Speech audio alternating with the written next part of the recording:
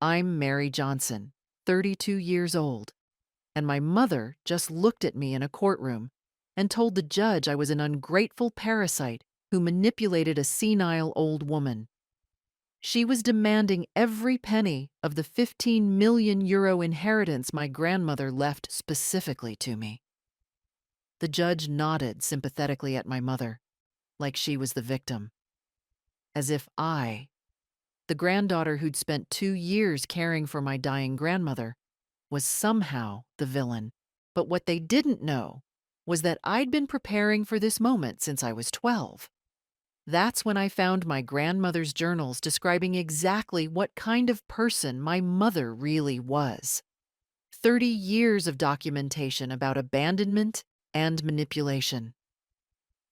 Let me tell you how 32 years of being abandoned taught me exactly how to win this battle. When I saw that judge nodding like my mother's cheerleader, I knew what was happening. I'd been expecting this since I discovered photographs of them together at charity events. Judge Harrison Blackwell and Victoria Hayes Johnson, both regulars at the same exclusive fundraisers. This story starts 32 years ago when I took my first breath and my father took his last. Thomas Johnson died when I was 6 months old. An undiagnosed heart condition gave out while changing my diaper. The paramedics said he was gone before he hit the floor. My mother, Victoria Hayes Johnson, decided a 6-month-old baby was responsible for her husband's death. She blamed an infant for a genetic heart defect. Victoria never wanted to be a mother. She'd married my father for money and social standing. The Johnsons were old money with boutique hotels across England. When my father died, leaving her with an infant and a mother-in-law who controlled the fortune, Victoria made a choice. She left. At 8 months old, my mother packed her luggage, walked out, and didn't look back. She moved to London and began her campaign to remarry wealthy. My grandmother, Eleanor Johnson, became my entire world. She raised me as her own. Growing up in Eleanor's care was almost perfect. She filled every birthday with celebrations, every achievement with pride.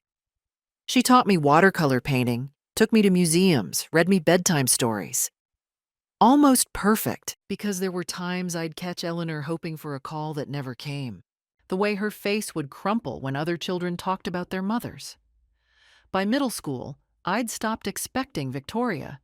Parent-teacher conferences meant Eleanor in the front row. School plays meant my grandmother with her camcorder.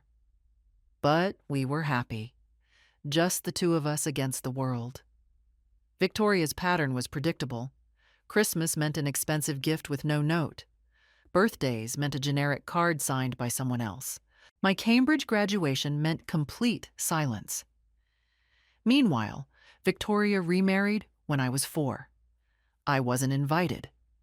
Found out from a magazine. Her second marriage when I was 14 was to a tech entrepreneur. Victoria posed with her new stepchildren, 2 perfectly groomed teenagers. I found out on social media. Photos of Victoria playing mother to someone else's children, while her actual daughter studied 2 hours away. That's when I started documenting everything. At 12, I'd found Eleanor's journals. 30 years of entries about Victoria's behavior, her demands for money, her disinterest in her child. From that day, I kept my own records. Photographs of 47 school events Eleanor attended alone.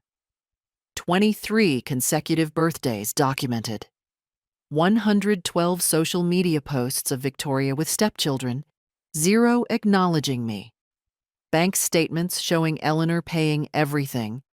£200,000 for private school, $75,000 for university, while Victoria spent divorce settlements on luxury vacations. Eleanor built her hotel business into something remarkable. 5 properties across England. She taught me the business, preparing me to take over. When I graduated Cambridge with honors, Eleanor cried. Victoria's response was a typed card with someone else's initials. 2 years ago, Eleanor was diagnosed with pancreatic cancer, stage 4. Victoria showed up at the hospital once, not to comfort or apologize, to ask about the will. That night, sitting in Eleanor's hospital room, I felt something crack. What if my documentation wasn't enough? What if a corrupt judge could override 32 years of evidence? I looked at Eleanor, weak from chemotherapy, still hoping. I couldn't burden her with my doubt. So I made a promise. I told her I'd found her journals at 12. I'd been documenting ever since. I wouldn't let Victoria win. Over 18 months, I became Eleanor's full-time caregiver. I documented every moment of her lucidity and intentions. I recorded her conversations with solicitors. I had 3 psychiatric evaluations confirming her sound mind. I documented her routines showing complete capacity, and I recorded her explaining why she was leaving everything to me and nothing to Victoria. My daughter abandoned her child at 8 months old. She's contacted me 14 times in 32 years, 12 to demand money. Mary earned every bit through 32 years of love. Eleanor died on a Tuesday morning, with me holding her hand. Her last words, "I'm so proud of you." The will reading happened 3 days later.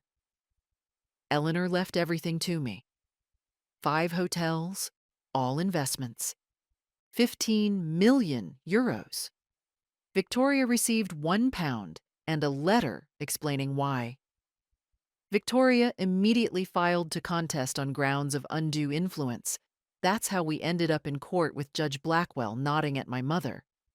But I had 47 photographs, 23 years of documentation, 112 screenshots, 3 psychiatric evaluations, Eleanor's journals forensically verified, phone records showing 14 calls from Victoria versus 263 attempts from Eleanor, and something Victoria didn't expect. 3 months before Eleanor died, I'd contacted every major news outlet about Judge Blackwell's pattern of suspicious probate decisions. 11 cases where wealthy contestants mysteriously won. By the time we reached court, 3 newspapers and 1 television program were investigating. When it was my turn, I systematically laid out 32 years of abandonment with dated, verified proof. Then I played Eleanor's recorded statement. Her voice filled the courtroom, explaining exactly why Victoria deserved nothing. The silence was absolute. Judge Blackwell's eyes moved to the reporters filling the gallery. "I need to review this evidence. We'll reconvene in 3 days. 3 days later, he ruled in my favor. Full inheritance upheld. Contest dismissed with prejudice." The reporters ran their story. Judge Blackwell resigned 2 weeks later. I inherited everything Eleanor wanted me to have, not just money and properties, but the business, the legacy, the proof that love matters more than biology. I run those 5 hotels now. The 15 million sits in managed accounts. I live in Eleanor's house, surrounded by her paintings and journals. Sometimes I still feel like that 5-year-old asking why my mother never visited. Sometimes I still hurt. But Eleanor's love was bigger than Victoria's abandonment. The evidence I spent 20 years gathering was more powerful than corrupt connections. Victoria tried to take what wasn't hers. She failed because I'd been preparing since I was 12. Sometimes, the daughter they underestimated turns out to be exactly as strategic as the grandmother who raised her. If this story hits home, tell me in the comments where you're watching from. Don't forget to like and subscribe. Every betrayal I share comes with a twist you won't see coming. The pattern of Victoria's absence was so consistent, so absolutely predictable, that I sometimes wondered if she had it written in her calendar. Avoid daughter, check. Ignore grandchild's existence, check. Show up only when money is involved. Check. After I graduated from university, I moved back to live with Eleanor while job hunting. Honestly, I was thrilled to be back. That house was the only place that had ever felt like home. The only place where I was wanted. But something was different. Eleanor wasn't quite herself anymore. At first, I chalked it up to normal aging. She was 76, after all. It made sense that she'd move a bit slower in the mornings, that her hands would shake slightly when she poured her tea.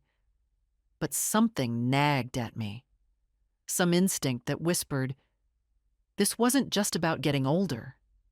She'd sleep later than usual, sometimes until 10 in the morning, when her entire life she'd been up by 6. She'd forget appointments she'd never missed before. Small things at first, then bigger concerns that I couldn't ignore. Maybe we should schedule a checkup, I suggested one morning, when she seemed confused about what day it was. Oh, sweetheart, I'm fine. She waved me off with a smile that didn't quite reach her eyes. Just tired from all that gardening yesterday. Except I hadn't seen her gardening in weeks. The rose bushes she normally tended religiously were starting to look neglected. The changes accumulated gradually. Questions repeated within the same conversation. Moments of confusion she tried to hide behind her naturally cheerful demeanor.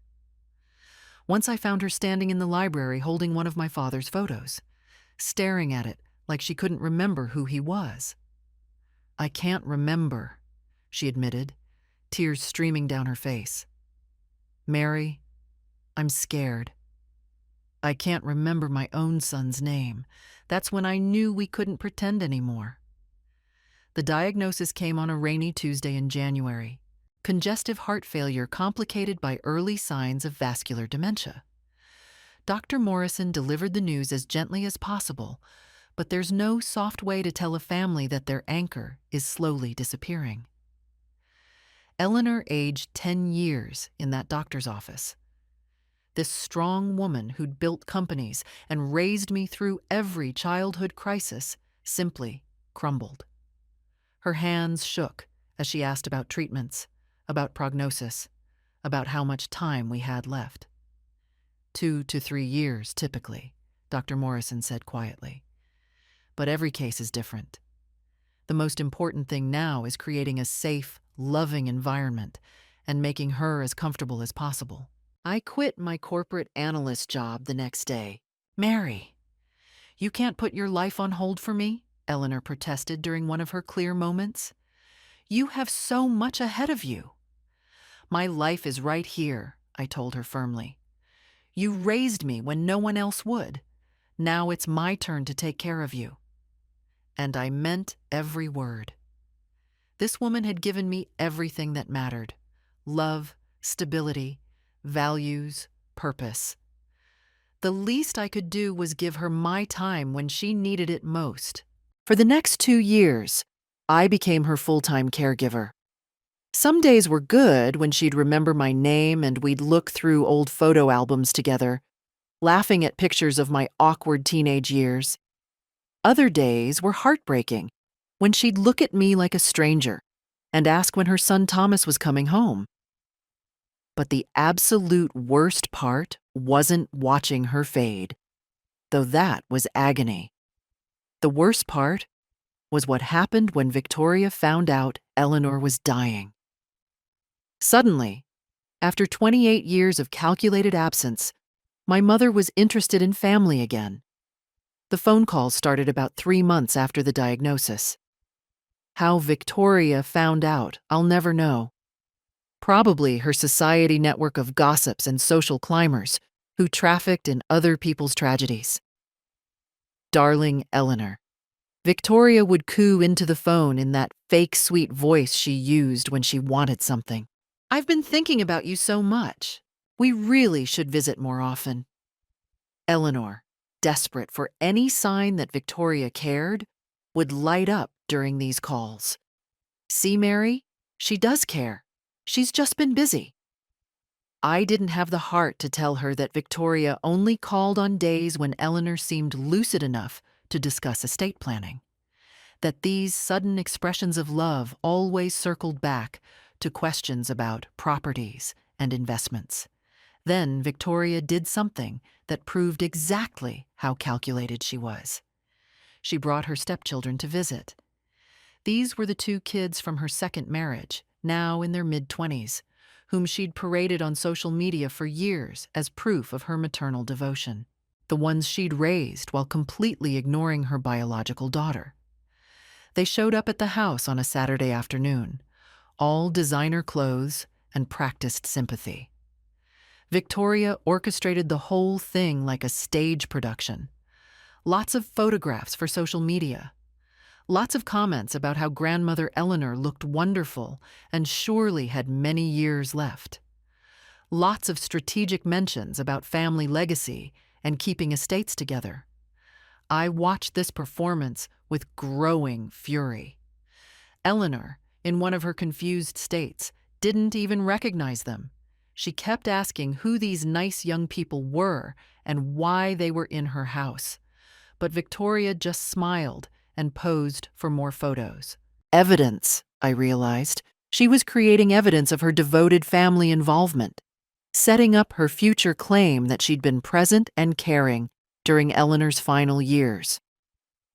After they left, I found Victoria in Eleanor's office, literally going through the files on her desk. "Looking for something?" I asked coldly. Victoria jumped, then quickly composed herself. "Just checking if Mother needs help organizing anything. You know how overwhelming paperwork can be." "Mother," she called her, like they'd been close all along, like Victoria hadn't spent 3 decades demanding money and providing nothing in return. "Eleanor doesn't need your help," I said quietly. "She has me." Victoria's mask slipped for just a second. Her expression went cold and calculating. "Of course she has you, darling, her little shadow. But I'm still family, Mary. Don't forget that." It was a threat, clear as day. She was warning me that she planned to assert her rights when the time came. Eleanor's decline accelerated over the next year. The good days became fewer. The confusion became more constant. But she was happy, surrounded by photos and memories and the granddaughter who read to her every evening. Victoria's visits increased in frequency, but never in genuine care. She'd show up with photographers or society friends, creating this false narrative of the devoted daughter-in-law caring for her dying mother-in-law. She'd post on social media about the importance of family and the sanctity of caring for elderly parents. The hypocrisy was stunning, and I documented every second of it. I started taking my own photographs during these staged visits. Victoria checking her phone while pretending to listen to Eleanor. Victoria's friend taking selfies in front of Eleanor's artwork. Victoria discussing property values within my grandmother's hearing. I recorded phone calls where Victoria would drop the sweet act the moment Eleanor became too confused to follow the conversation. I saved emails where she demanded information about Eleanor's assets and became hostile when I refused to provide details. And I found more journals. Eleanor, even in her declining state, had continued documenting everything. Her handwriting became shakier, her entries shorter, but the message was clear. She knew exactly what Victoria was doing. "Mary is my true heir," one entry read. "She earned it through love." Victoria forfeited everything through absence. Another entry, dated just 6 months before Eleanor died, was even more explicit. "If Victoria contests my will, give Mary the evidence. Show everyone who she really is."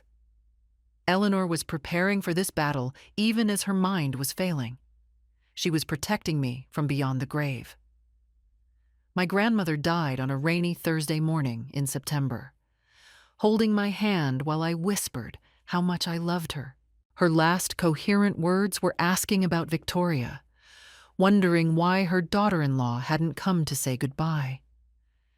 I couldn't tell her that I'd called Victoria 3 times that week, begging her to visit. That Victoria had been too busy at a spa retreat in the Cotswolds to bother with a dying woman's final days. Victoria didn't attend the funeral. Let me say that again for the people in the back.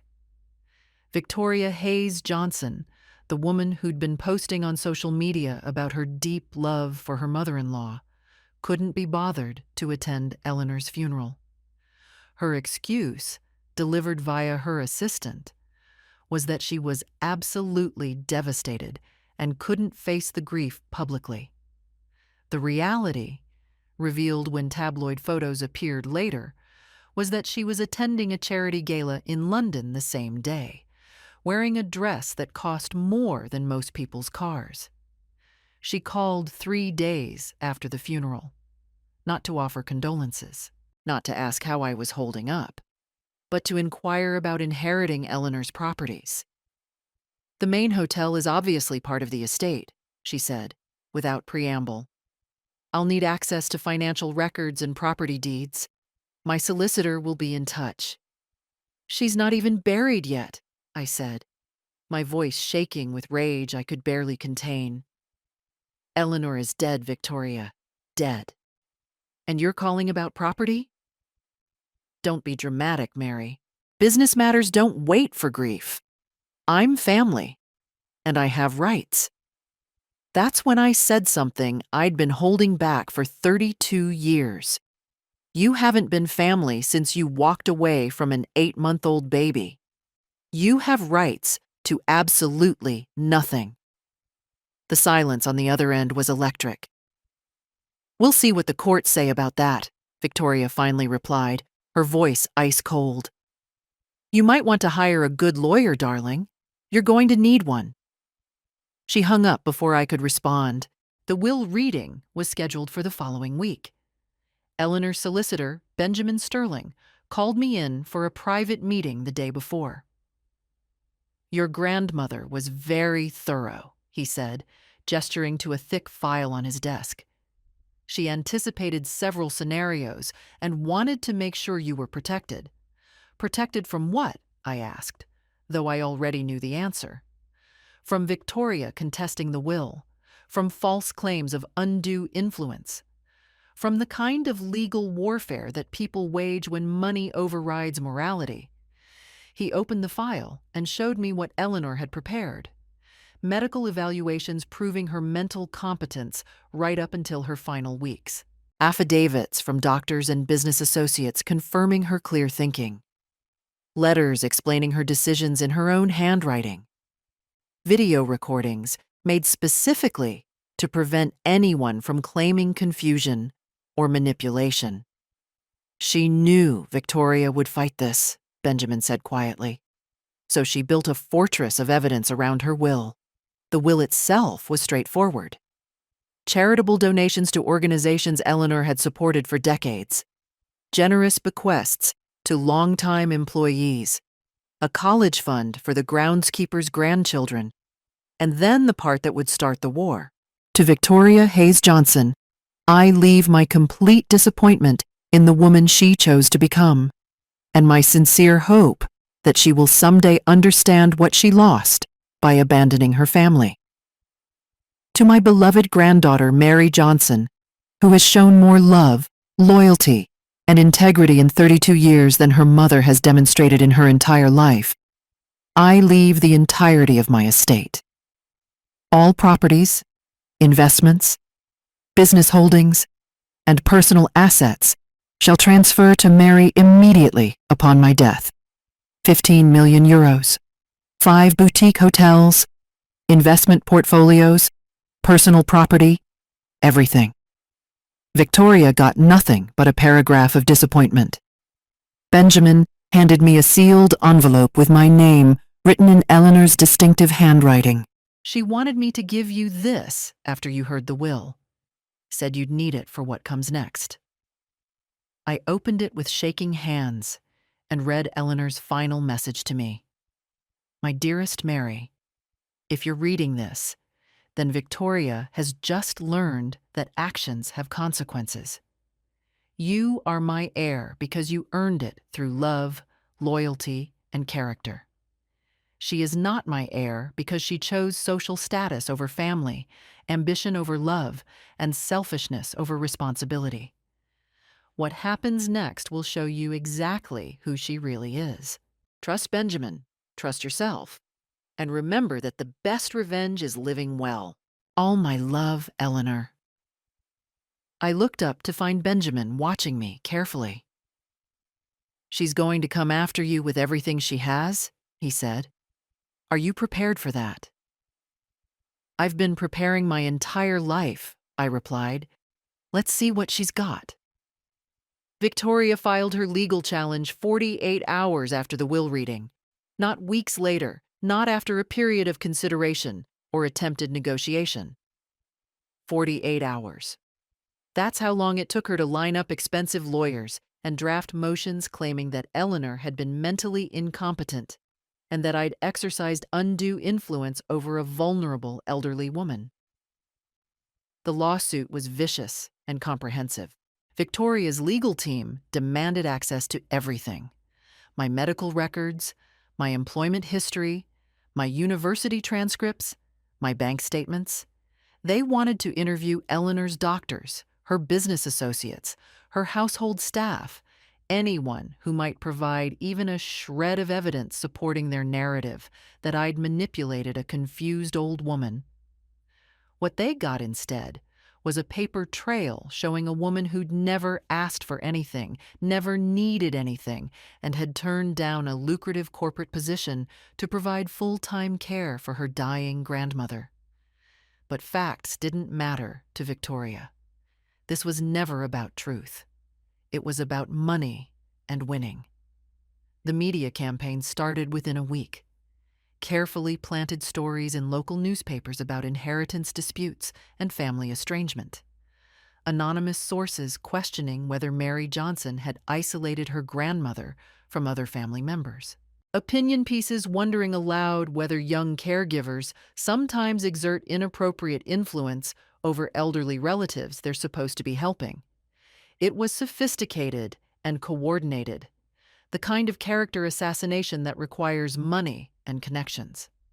Victoria gave interviews to society magazines, presenting herself as the grieving daughter-in-law who'd been kept away from her beloved mother-in-law by a possessive, manipulative granddaughter.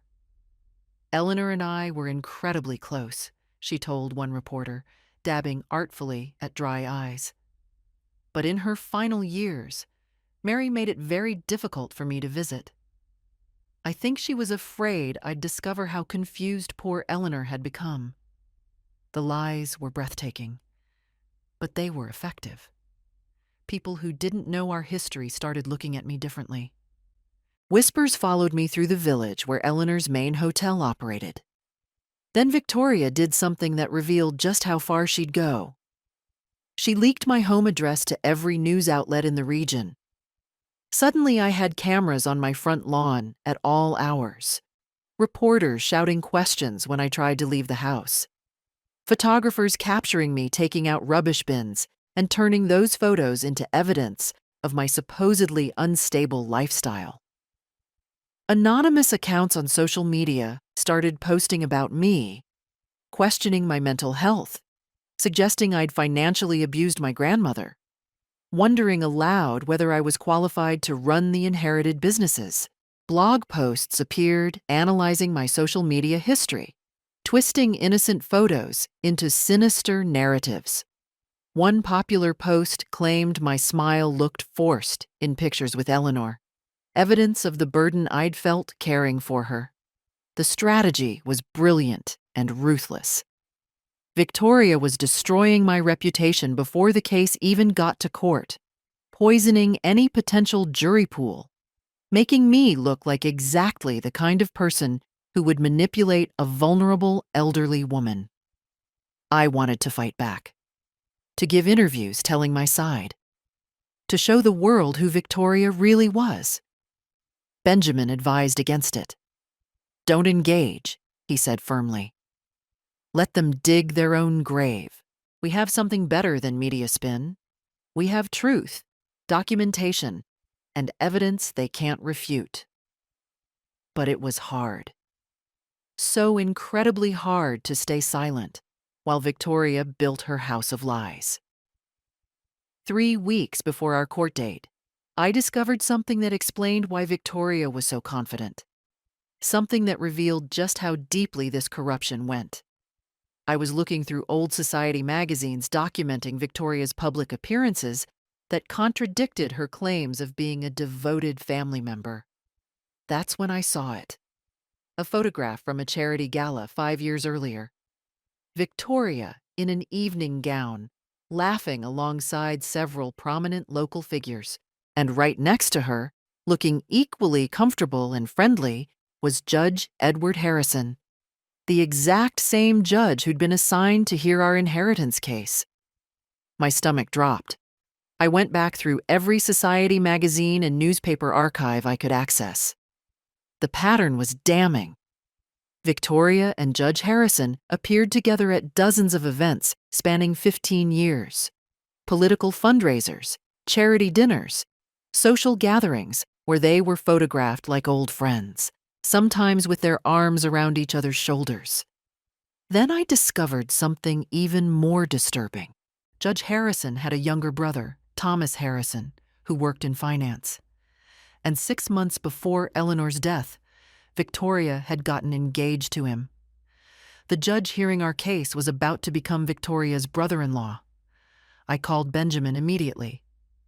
"This is a massive conflict of interest," I said, faxing him the photographs. "He has to recuse himself." Benjamin's response was measured but concerning. "We can file a motion arguing bias, but it's complicated. Judges have discretion to determine whether they can be impartial. Harrison could simply claim that his personal relationship doesn't affect his legal judgment." "So the system is rigged," I said flatly. "The system has vulnerabilities that people like Victoria know how to exploit," Benjamin corrected.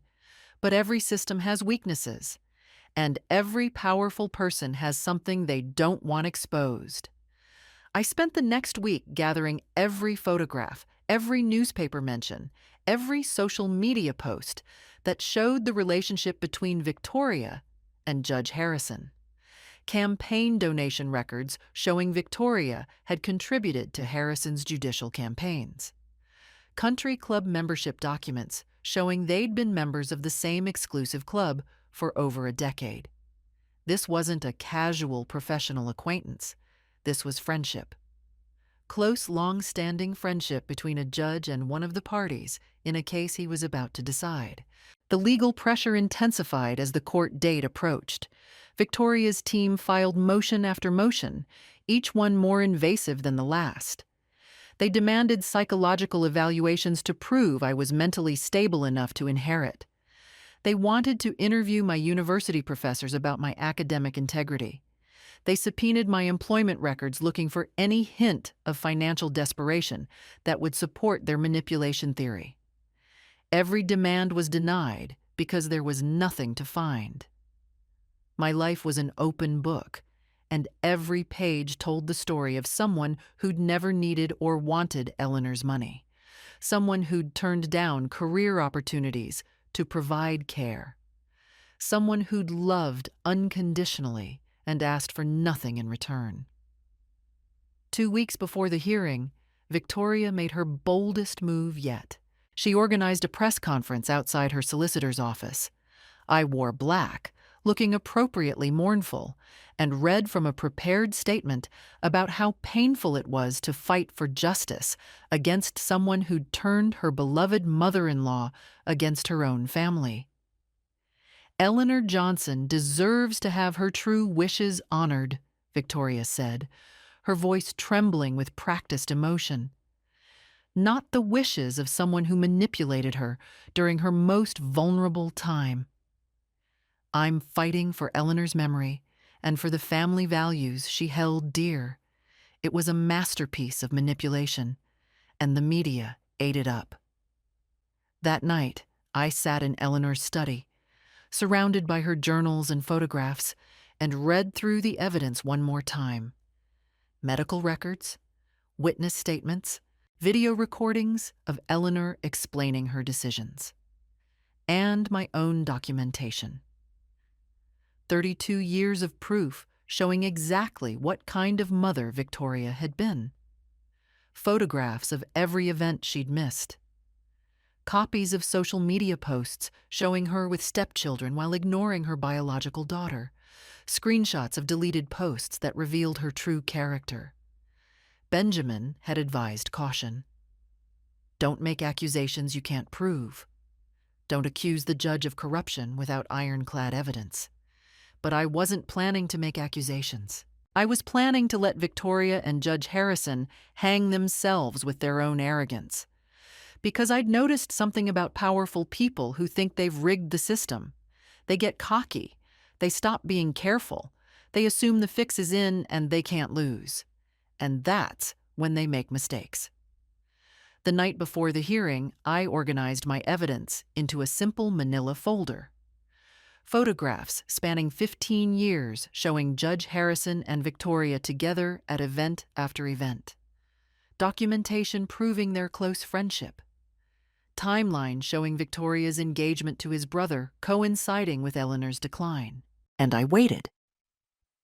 Because I knew exactly what would happen when we walked into that courtroom. Judge Harrison would show obvious bias.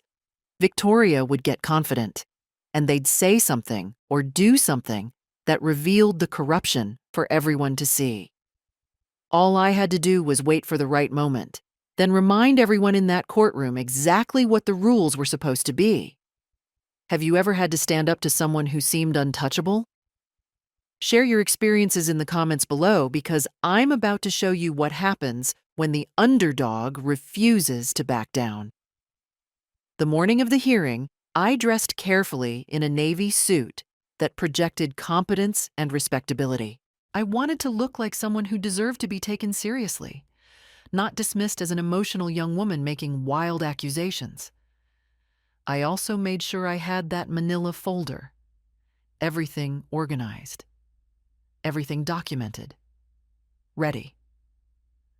The courthouse was packed when I arrived. Word had spread about the inheritance battle, and reporters lined the hallway, hoping for drama. I walked past them without comment, carrying myself with the confidence Eleanor had taught me. Judge Harrison's courtroom was standing room only. Victoria sat at the plaintiff's table in an expensive black dress, looking every inch the wronged family member. She'd even brought Stephanie, her stepdaughter from the second marriage, as visible support. When Victoria saw me, she attempted what I suppose was meant to be a sympathetic look. It came across more like a predator sizing up prey. Judge Harrison entered with appropriate judicial authority. He looked comfortable, confident, like a man who believed he controlled the entire situation. He had no idea what was about to hit him. The hearing began exactly as I'd expected, with Victoria's lawyer delivering a masterful performance of legal theater designed to paint Eleanor as confused and me as manipulative. They presented medical records taken carefully out of context. Testimony from distant relatives who claimed Eleanor had seemed different in her final months. Financial documents presented in ways that made my caregiving look suspicious rather than devoted. It was all carefully crafted nonsense, but it was well-presented nonsense delivered by expensive barristers who clearly knew how to work their audience. And Judge Harrison was definitely their audience. He nodded sympathetically throughout their presentation, asked pointed questions about Eleanor's mental state, seemed genuinely concerned about the possibility that a vulnerable elderly woman had been taken advantage of. The bias was so obvious it was almost insulting. When it was our turn, Benjamin methodically presented our case. Medical evaluations proving Eleanor's mental sharpness right up until her death. Testimony from doctors and business associates confirming her clear thinking. Documentation showing the careful consideration she'd put into her estate planning. Judge Harrison's interest visibly waned during our presentation. He checked his watch, shuffled papers, asked fewer questions than he had during Victoria's case. I watched Victoria growing more confident with every passing minute. She leaned back in her chair, whispering to her lawyer, occasionally glancing at me with something approaching pity. "Poor, deluded Mary," her expression seemed to say. "Did you really think you could win?" Then Victoria's lawyer called Stephanie to testify. Victoria's stepdaughter, who'd been paraded through the house during those staged visits, who'd posed for photographs while Eleanor sat confused in the corner. Stephanie testified that Eleanor had seemed distant and confused during their visits, that I'd been controlling about who could visit and when, that she'd witnessed me speaking harshly to Eleanor on several occasions. Every word was a lie, but she delivered them with practiced sincerity. Judge Harrison ate it up. "Is there anything else you'd like to add, Miss Richardson?" he asked gently. "Just that I think it's tragic when someone takes advantage of an elderly person's vulnerability," Stephanie said, looking directly at me. "My stepmother loved Eleanor very much, and it breaks her heart that she was kept away during those final years. It was an impressive performance, completely fabricated but impressive." When Benjamin cross-examined her, she maintained her composure. Yes, she'd only visited twice. Yes, she'd barely known Eleanor before those visits. Yes, Victoria had arranged and coordinated everything. But that didn't change what she'd witnessed, she insisted. Judge Harrison thanked her warmly for her testimony. By the time Victoria herself took the stand, the outcome seemed predetermined. She testified about her close relationship with Eleanor, conveniently forgetting the 28 years of calculated absence. She described her devastation at being kept away from her dying mother-in-law. She painted herself as the victim of my manipulation. Eleanor changed toward the end, Victoria said, her voice breaking perfectly on cue. She'd always been so warm and welcoming. But in those final years, whenever I tried to visit, Mary made it difficult.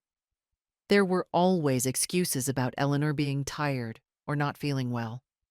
I think Mary was afraid I'd realize how confused Eleanor had become. The lies flowed like water, and Judge Harrison nodded along as if every word was gospel truth. Then Victoria made a statement that revealed just how confident she'd become. She looked directly at me and said, "Eleanor's estate should go to family who truly loved her, not to someone who saw her as a means to wealth." Judge Harrison actually smiled sympathetically at her. That's when I knew it was time.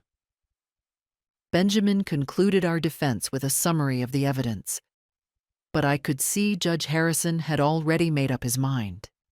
He was just going through the motions of a fair hearing while preparing to deliver the ruling his friend wanted. "Your Honor," Benjamin said as he concluded, "before you make your ruling, my client has something she'd like to address with the court." Judge Harrison looked annoyed. "Miss Johnson, this is highly irregular. Your solicitor has presented your case quite thoroughly." I stood slowly, picking up the manila folder I'd placed beside my chair. "I understand, Your Honor, but there's an important matter I need to bring to your attention before you make any decisions about this case." I could see Victoria's lawyer whispering urgently in her ear. But Victoria just sat back with a confident smirk. Whatever her quiet daughter was planning couldn't possibly threaten her carefully orchestrated victory. She had no idea what was coming. "Your Honor," I continued, my voice carrying clearly through the packed courtroom, "before you rule on this matter, I believe there's something important the court should consider." I opened the folder and pulled out the first photograph. The recent magazine clipping showing Judge Harrison and Victoria laughing together at a charity gala. This photograph shows you and my mother together at what appears to be a social gathering rather than an official function, I said, holding it up so everyone in the courtroom could see it. Judge Harrison's expression shifted from annoyance to something approaching alarm. Miss Johnson, professional acquaintance is not grounds for recusal. You're absolutely right, I agreed pleasantly. Professional acquaintance isn't grounds for recusal, but close personal friendship certainly is. I pulled out another photograph. This one from an older event where they were clearly enjoying themselves at what looked like a private celebration. This picture, taken during one of my mother's political fundraising events, suggests a relationship that goes well beyond casual professional contact. The courtroom was completely silent now. I could see reporters scribbling notes frantically. Victoria's confident expression was starting to crack around the edges, but I was just getting started. I pulled out photograph after photograph, each one showing Judge Harrison and Victoria in increasingly social, friendly situations spanning more than a decade. Campaign celebrations where they were obviously having a great time together. Charity events where they posed like old friends. Even what appeared to be holiday parties where both their spouses were present. Your Honor, I said, my voice remaining perfectly calm and professional. I have documentation spanning 15 years showing that you and my mother have maintained what can only be described as a close personal friendship. Judge Harrison's face had gone pale, but he was still trying to maintain judicial composure. Miss Johnson, these allegations are highly inappropriate. They're not allegations, I interrupted politely but firmly.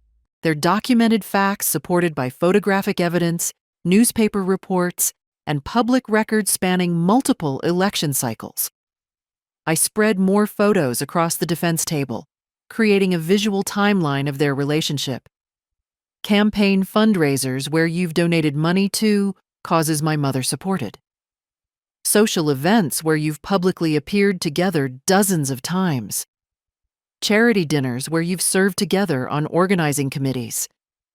The silence in that courtroom was deafening.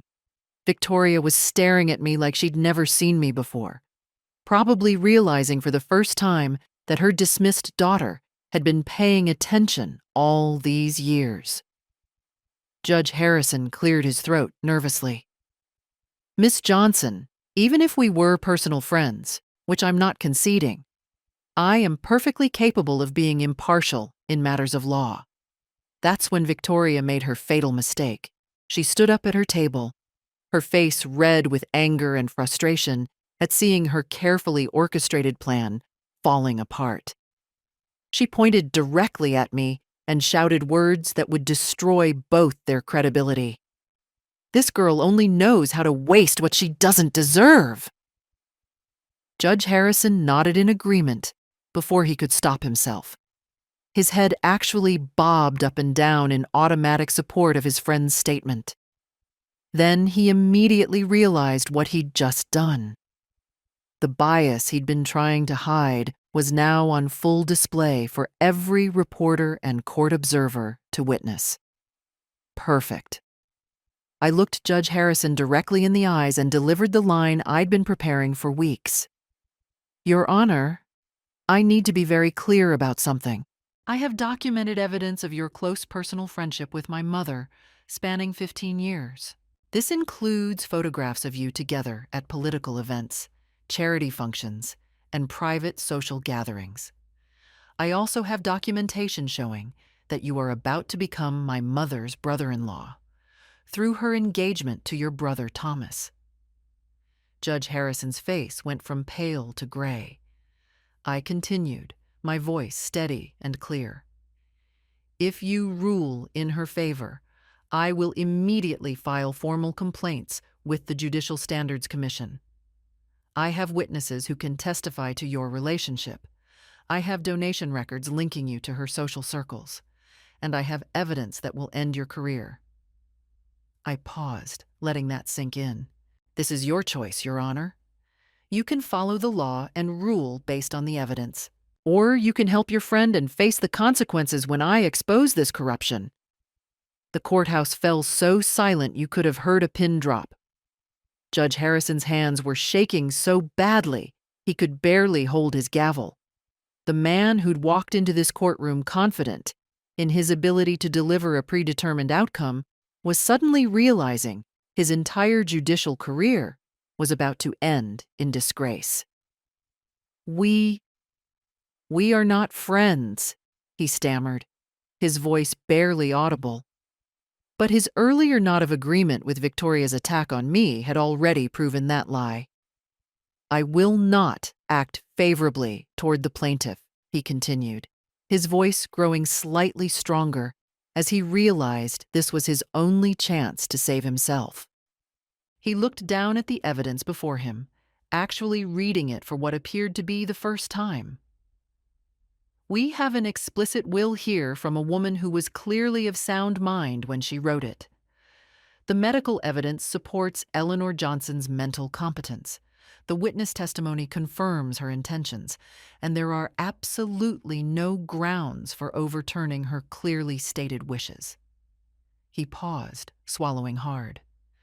The inheritance will remain exactly as Eleanor Johnson specified in her testament. Case dismissed. He banged his gavel with shaking hands and immediately bolted from the bench, not even bothering with proper closing procedures. He fled that courtroom like it was on fire. Victoria sat frozen at her table, staring at me like she was seeing me for the first time in her life. 32 years of dismissing me as irrelevant, and I'd just demolished her entire scheme in under 30 minutes. The reporters were already rushing for the exits, phones pressed to their ears as they called in the story. Corrupt judge exposed in inheritance case. Society figures court scheme collapses. The headlines were writing themselves. As the courtroom emptied, Victoria slowly stood and walked toward me. For a moment, I thought she might actually try to apologize or explain or somehow salvage what was left of our relationship. Instead, she looked me in the eye and said, "You've destroyed everything I worked my entire life to build." "No," I replied calmly, packing the photographs back into their folder. "I exposed what you actually built your life on. There's a difference." Her face contorted with rage and something else. Something that might have been fear or realization, or the sudden understanding that actions actually have consequences. "You'll never have what I have," she hissed. "The connections, the social standing, the respect." "I already have everything that matters," I said quietly. "Love, integrity, self-respect, things you sold a long time ago." Victoria left the courtroom without another word, her expensive barrister trailing behind her like mourners at a funeral. Stephanie, the stepdaughter who'd perjured herself on the stand, followed at a distance, probably realizing she'd hitched her wagon to the wrong horse. Benjamin walked over, his expression carefully neutral despite what had just happened. That was either brilliant or insane. Possibly both. "It was necessary," I said. "Sometimes corruption doesn't respond to quiet legal arguments. Sometimes you have to drag it into the light and let everyone see it for what it is." "Your grandmother would be proud," he said softly, "and probably slightly terrified. Justice wasn't just served.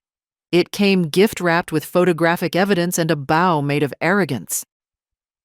Judge Edward Harrison resigned within the week, citing sudden health concerns that fooled absolutely no one who'd been in that courtroom. The Judicial Review Board launched an immediate investigation into his conduct. What they found was even worse than my photographs had suggested. Years of questionable decisions in cases involving Victoria's social circle. Favorable rulings for people who donated to his campaigns. a pattern of corruption so obvious it was stunning that nobody had caught it before. Or maybe people had noticed. Maybe they'd just been too afraid or too invested in the system to say anything. Victoria's career as a society figure imploded even more spectacularly than the judge's. Within 48 hours of the hearing, every charity board she'd served on requested her resignation. Her engagement to Thomas Harrison was called off before the end of the week. He released a statement claiming complete ignorance of her scheme, throwing her under the bus to save his own reputation. The media circus was extraordinary. Newspapers ran exposés about Victoria's pattern of marrying wealthy men and abandoning her biological daughter. Magazine articles detailed her 32 years of maternal neglect, contrasted against her public persona as a devoted mother figure. Social media was even more brutal. People found old posts where Victoria had claimed to have close relationships with stepchildren while never mentioning her actual daughter. Photographs of her at luxury resorts during the weekend of Eleanor's funeral circulated widely. Screenshots of deleted posts bragging about her lifestyle, funded by divorce settlements. The court of public opinion delivered its verdict swiftly and without mercy. Victoria Hayes Johnson was finished in the social circles she'd spent decades trying to conquer. But I wasn't interested in revenge or watching her suffer. I was too busy building the life Eleanor had always wanted me to have. I kept Eleanor's business empire, all 5 boutique hotels, and immediately began implementing changes that would have made her proud. Employee profit-sharing programs, sustainable business practices, community investment initiatives. The kind of values-driven approach Eleanor had always talked about, but never quite managed to fully implement. The businesses thrived under management that actually cared about more than quarterly profits. Staff who'd worked under Eleanor for years told me they'd never felt more valued. Guests noticed the difference in service that came from genuinely happy employees. Within 6 months, our customer satisfaction ratings had increased by 40%. I also established the Eleanor Johnson Foundation, funding scholarships for young women who'd lost parents or grown up in non-traditional family situations. Girls who needed to know that their circumstances didn't define their potential. 8 months after the trial, I met James Cooper at a sustainable business conference where I was speaking about ethical corporate practices. He was an architect who specialized in historic building renovation with modern, eco-friendly systems, passionate about creating structures that honored the past while serving the future. Our first conversation lasted 4 hours and covered everything from Victorian-era architecture to the moral obligations of inherited wealth. He was intelligent, principled, and completely unimpressed by my money. I judge people by what they build, not what they inherit, he told me. Over coffee after our 3rd date. And what you're building with those hotels is genuinely impressive. You're honoring your grandmother's legacy while making it better. We were engaged within a year, married in the same church where I had delivered Eleanor's eulogy. It was a beautiful, intimate ceremony with close friends and the family I'd chosen rather than the one I'd been born into. Victoria didn't attend. I hadn't invited her. Not out of spite, but out of simple recognition that she had no place in this chapter of my life. According to news reports, she was dealing with her own problems. A criminal investigation into attempted judicial corruption. A 3rd divorce proceeding that left her significantly less wealthy than before. Social ostracization from every circle she'd fought to enter. Stephanie, the stepdaughter who'd committed perjury, had actually sued Victoria for emotional damages, claiming Victoria had coerced her into lying on the stand. The irony was poetic. James and I honeymooned in Ireland, visiting the countryside where Eleanor's family had originated 3 generations earlier. Standing on cliffs overlooking the Atlantic, holding hands with the man I loved, surrounded by beauty that had endured for centuries. I felt the profound peace that comes from living authentically. A year after the wedding, we moved permanently into Eleanor's main house, the home where I'd grown up. We converted her office into James's architecture studio and transformed her art room into a nursery. Our daughter, Eleanor Rose Johnson Cooper, was born on a perfect spring morning exactly 2 years after the trial. She has James's calm temperament and my grandmother's bright, observant eyes. She'll grow up knowing she's loved unconditionally by parents who chose each other deliberately. Our son, William Thomas Johnson Cooper, arrived 18 months later with my stubborn streak and his father's patience. Named for my grandfather William and my father Thomas, both men who died too young but left legacies of love. My children will grow up in the same house where I learned about love, loyalty, and the difference between family and biology. They'll hear stories about their great-grandmother, who showed them that the best inheritance isn't money. It's values, integrity, and the unshakable knowledge that they deserve love simply for existing. They'll never doubt, not for 1 second, that they're wanted and valued. 5 years after the trial, I was reviewing quarterly reports in Eleanor's old office when Benjamin called. "Thought you'd want to know," he said. "Victoria's filed for bankruptcy. Lost her flat in London last month. Currently living with some distant cousin in Wales." I felt nothing. Not satisfaction, not pity, not vindication. Just a quiet acknowledgement that she'd built her life on foundations of sand and manipulation, and it had inevitably collapsed. "How do you feel about it?" Benjamin asked. "I don't," I said honestly. "She's not part of my life. Hasn't been for a long time. I hope she finds some kind of peace, but it's not my responsibility to provide it." "Your grandmother would say that's the healthiest possible response," he said approvingly. That evening, I took my children to visit Eleanor's grave. We planted flowers and told stories about the great-grandmother they'd never met, but whose love still shaped their lives. Eleanor Rose, my 5-year-old daughter, looked up at me with those familiar bright eyes.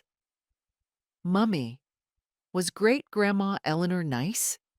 "She was the kindest, strongest, most wonderful person I ever knew," I told her. "And she loved you before you were even born." William, just learning to walk, toddled around the headstone, patting the flowers with chubby hands. As we left the cemetery, I noticed someone standing near the gates. Victoria, older, thinner, wearing clothes that had seen better days. She was watching us from a distance, not approaching, just observing the family she'd forfeited. Our eyes met for just a moment. I nodded slightly, acknowledging her presence without anger or judgment. Then I took my children's hands and walked to our car. I didn't look back. Because that's the thing about healing. It's not about punishing the people who hurt you. It's about building a life so full and meaningful that their absence stops mattering. Victoria had spent her entire life chasing power and status that never satisfied her. She'd sacrificed every meaningful relationship for social advancement that ultimately meant nothing when her corruption was exposed. Meanwhile, I'd inherited something far more valuable than any fortune: the wisdom to recognize what actually matters and the strength to fight for it when necessary. If this story resonated with you, make sure to like and subscribe for more stories about family, justice, and the courage it takes to stand up for what's right. Have you ever had to stand up to a parent who didn't deserve their title? Share your story in the comments. You're not alone. Sometimes the people who underestimate us the most are the ones who end up learning the hardest lessons about our true strength. Thank you for joining me on this journey. And remember, the best inheritance isn't money or property. It's the values that guide us, the love that sustains us, and the security that comes from knowing exactly who we are and what we're worth. In the end, that's what Eleanor really left me. Not just financial security, but the unshakable knowledge that I was worthy of love, capable of strength, and destined for something infinitely better than the small, selfish life Victoria had chosen. And that inheritance will last for generations.